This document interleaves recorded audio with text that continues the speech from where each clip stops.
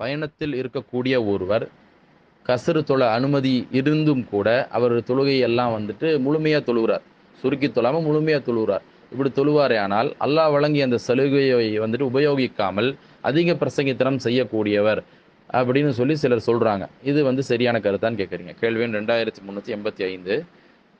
மார்க்கத்தில் வந்துட்டு ஒரு பயணம் செய்கிறாரு, உதாரணமாக 25 கிலோமீட்டர் அளவிற்கு வந்து ஒருத்தர் பயணம் செய்கிறாரு, அல்ல அதுக்கு மேலே ஒருத்தர் பயணம் செய்தாலும் அவர் வந்து கசரு தொழுகலாம். அதாவது 4 ரக்காத் தொழுகைகளை, ஃபர்லான தொழுகை 2 ரக்காத்துகளாக குறைத்து கொள்ளலாம்.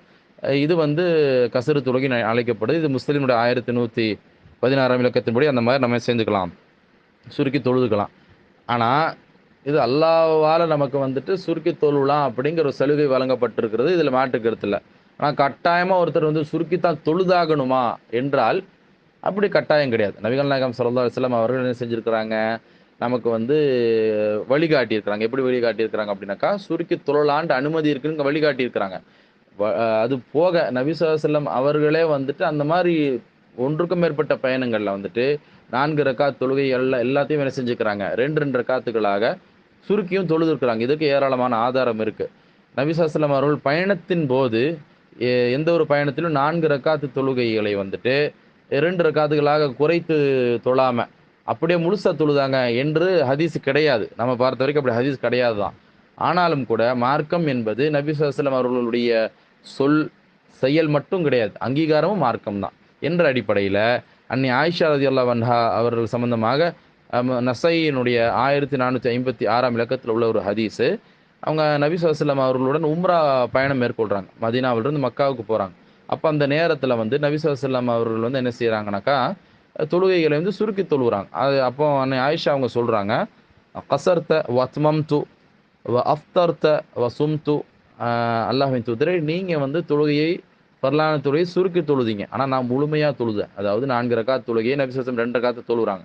ஆனால் இவங்க என்ன செஞ்சுருக்கிறாங்கன்னா, அந்த தொழுகையை வந்துட்டு முழுமையாக தொழுதுருக்காங்க, 4 ரக்காத்தாவே தொழுதுருக்காங்க. அதே போல் நபி ஸல்லல்லாஹு அலைஹி வஸல்லம் நோன்பு வைக்கல பயணத்தின் போது, ஆனால் இவங்க பயணத்தில் என்ன செஞ்சுருக்கிறாங்க, நோன்பு வச்சிருக்கிறாங்க அன்னை ஆயிஷா ரலியல்லாஹு அன்ஹா. அப்போது அந்த மாதிரி சொல்கிறாங்க. அப்போ சொன்னோன்னே நபி ஸல்லல்லாஹு அலைஹி வஸல்லம் சொல்கிறாங்க, அஹ்சன்தி யா ஆயிஷத்து, நீங்கள் நல்லதான் இப்போ செஞ்சுருக்கிற அப்படின்னு சொல்லி நபி ஸல்லல்லாஹு அலைஹி வஸல்லம் சொன்னாங்களே தவிர, வமா ஆப அலைய, என்னை வந்து அவங்க வந்துட்டு விமர்சிக்கலை, என்னம்மா இப்படி பண்ணிட்டு இருக்கிறீங்களே, இது வந்துட்டு அப்படின்லாம் சொல்லலை. நபி ஸல்லல்லாஹு அலைஹி வஸல்லம் அவர்கள் என்ன செஞ்சாங்க, அங்கீகரிச்சிட்டாங்க. எனவே அங்கீகாரம் மார்க்கம் என்ற அடிப்படையில் ஒருவர் வந்துட்டு 4 ரக்காத்து தொழுகை தொழக்கூடிய தொழுகைகளை வந்துட்டு பயணத்தின் போது கசரு தொழலான அனுமதி இருந்தாலும் கூட அவ்வாறு தொழாம 4ஆகவே முழுமையாக ஒருத்தர் தொழுவாரே ஆனால் அது வந்துட்டு குறை கூடப்படக்கூடிய ஒன்று கிடையாது. ஏன், நபி ஸல்லல்லாஹு அலைஹி வஸல்லம் குறை சொல்லலையில, நபி ஸல்லல்லாஹு அலைஹி வஸல்லம் விமர்சனம் செய்யலையே, அப்படி செய்யக்கூடாதுன்னு சொல்லலையே.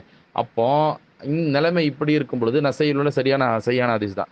அப்போ இப்போ மற்றவங்க வந்துட்டு இந்த மாதிரி சலுகையை பயன்படுத்தலை, அதிக பிரசங்கித்தனம் சொன்னாங்கன்னா அவங்க சொந்த ஊகத்தையும் கருத்தையும் தான் மார்க்கமாக சொல்கிறாங்க என்று தான் நான் விளங்கிக்கணும். எந்த ஒன்றை, எந்த செயலை நபி ஸல்லல்லாஹு அலைஹி வஸல்லம் அவர்களே வந்துட்டு விமர்சனம் செய்யலையோ, குறை சொல்லலையோ, அதில் நாம் குறை காணுவது என்பது தவறான ஒன்றாக இருக்கு.